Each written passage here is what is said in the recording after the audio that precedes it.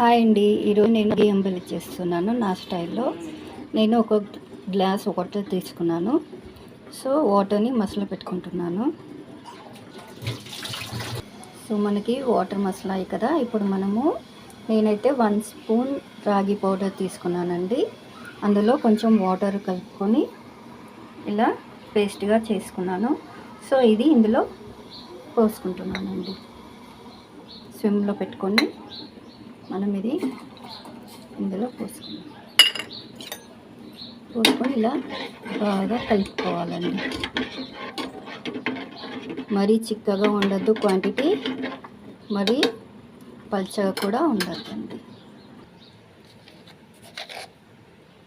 కొంచెం సాల్ట్ వేసుకుంటున్నానండి తగినంత.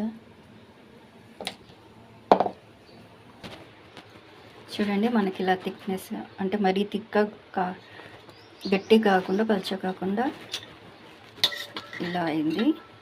ఇలా చేసుకున్నాను. నెక్స్ట్ ఇందులో కొంచెం జీలకర్ర పొడి వేసుకుంటున్నానండి. జీలకర్ర పొడి మనకి చాలా మంచిది. తర్వాత కొంచెం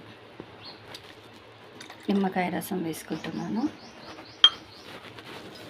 తర్వాత పెరుగుని నేను మజ్జిగలాగా చేసుకొని వేసుకుంటున్నాను.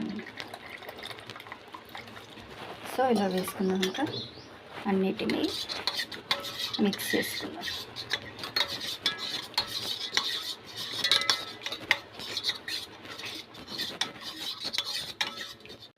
నా స్టైల్ అయితే నేను రాగి అంబలి చేశానండి. మీకు కూడా నచ్చితే లైక్ చేయండి, షేర్ చేయండి, సబ్స్క్రైబ్ చేయండి. Thank you for watching.